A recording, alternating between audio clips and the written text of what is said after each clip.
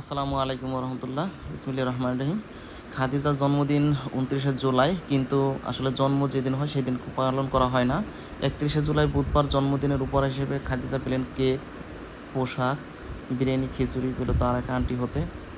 তো যাই হোক, স্বল্প পরিসরে এটাকে মনে রাখার জন্যে এবং খাদিজা সবসময় কেক খেতে চায়, তাই এই কেকটি সে উপহার পেয়েছেন এবং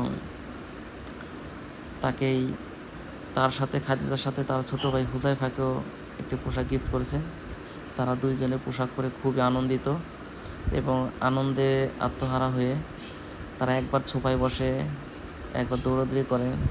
আসলে ছোট মানুষ হঠাৎ করে নতুন কিছু পেয়ে গেলে ওদের অনুভূতিটা আসলে বোঝা কষ্ট।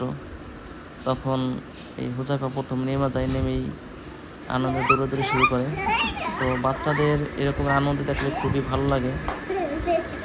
তো দোয়া করি ওদের জন্য এবং সবাই দোয়া করবেন আরও যেন দিনের সাথে বড় হতে পারে এবং খুবই ভালোভাবে এবং আল্লাহ তাআলা সকল প্রকার বালা মুসিবত থেকে হেফাজত করেন। এর সাথে পেলেন হলো এই যে বিরিয়ানি, শুক্রের খিচুড়ি আছে এখানে। এরপর হচ্ছে এই কেকটা খাদিজা খাবে বলে বায়না করে, তখন এই কেক কাটা হয়। খাদিজা মন ভরে কেক খায়।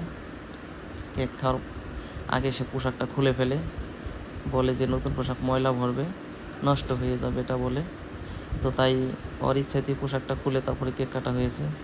যদিও ছোট মানুষ খুবই দুষ্টুমি করে, ও কেকের উপরে যে চেরি ফল থাকে সেটা বারবার খাওয়ার চেষ্টা করে।